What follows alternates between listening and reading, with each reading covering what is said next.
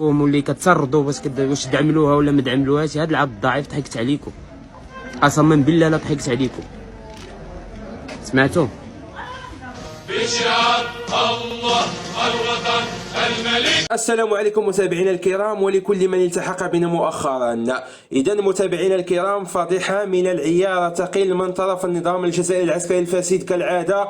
ابن الحاجة المغربية في الجزائر كيخرج بتصريح قوي بأنه تم استغلال والدته من طرف العسكر الجزائري، لا سيما من طرف الكبران الأول في الجزائر اللي هو شنقة السعيد وعبد المجيد التبون الرئيس الوهمي.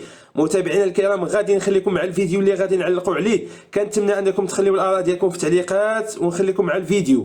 السلام عليكم. أنا هو ابن رحمة اللي كانت في الجزائر.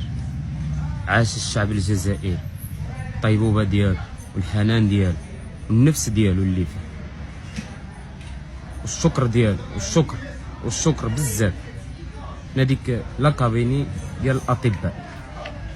شوفوا معايا متابعينا الكرام انه ما ذكرش، هو انه ما شكرش نهائيا النظام ديال الجزائر الفاسد، بل انه كيشكر فقط مجموعه من الاطباء اللي كانوا كيجاهدوا مع الوالده ديالو المغربيه في الجزائر فقط. نكملوا الفيديو متابعينا الكرام.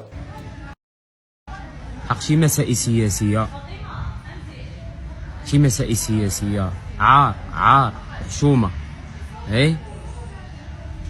يعني في هذا الوقت هذا هذيك الانسان يستغل هاد الامه هادي.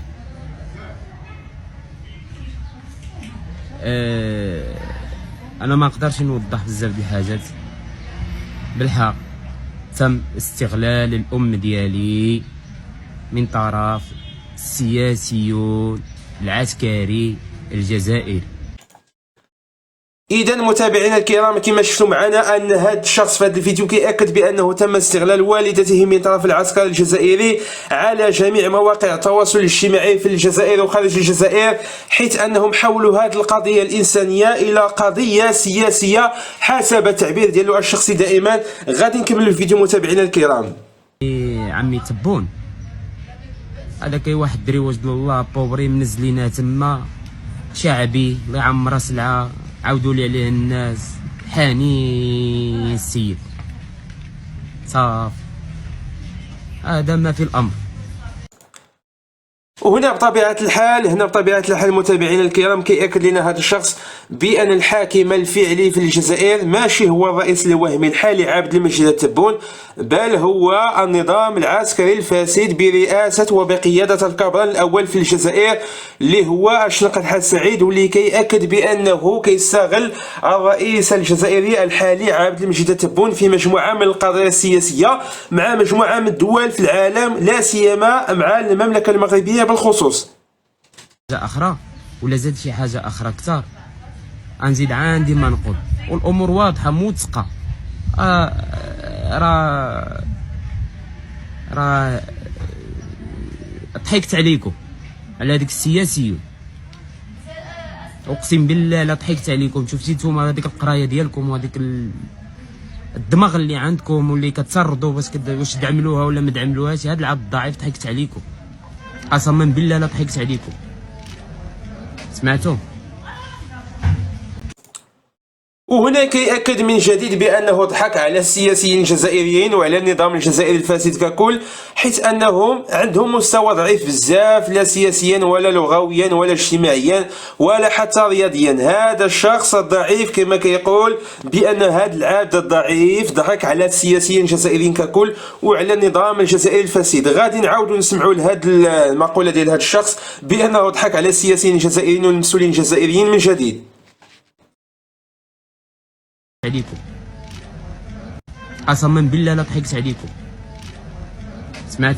قسما بالله لا ضحكت عليكم قسما بالله لا ضحكت عليكم. ما تعملوهاش. هذا العبد الضعيف ضحكت عليكم، قسما بالله لا ضحكت عليكم.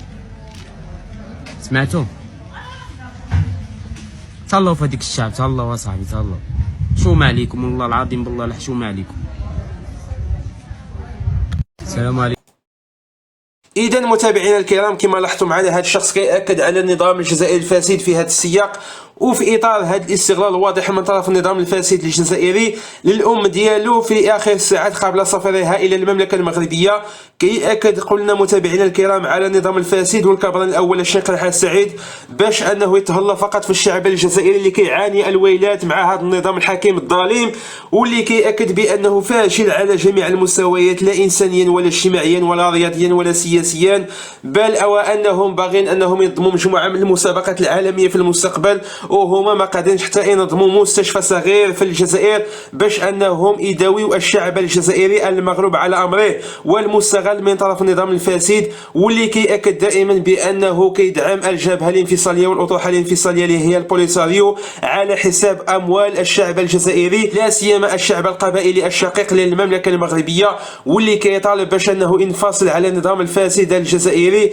باش انه يتمتع بجميع الحقوق السياسيه والاجتماعيه والاقتصاديه، وكذلك حقوق ديالو في التعليم، وكذلك في الرياضه، وتمثيل الشعب القبائلي امام دول العالم الكبيره. وهنا متابعينا الكرام دليل واضح على استغلال النظام الجزائري الفاسد للحاجه المغربيه رحمه قبل سفرها الى المغرب تحت عنوان ابن الحاجة المغربية رحمة يكشف استغلالها من طرف النظام العسكري الجزائري.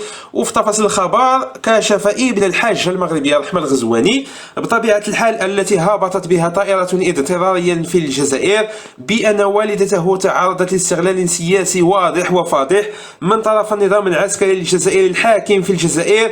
الابن هدد يوم السبت الماضي وعقب إعادة والدته إلى بلادها المغرب بالكشف عن ما تعرضت له والاستغلال السياسي من طرف العسكر الجزائري، مستثنيا بذلك فقط طاقم المستشفى والشعب الجزائري كما قلنا في الفيديو متابعينا الكرام، وحتى رئيس الوهمي بين قوسين عابد المجيد التبون واللي قال بأنه مغلوب على أمره، واللي كيعني بأنه ليس هو الحاكم الفعلي للجزائر بل هو الكبران الأول الشيخ رحال السعيد هو الذي رفض ذكر اسمه.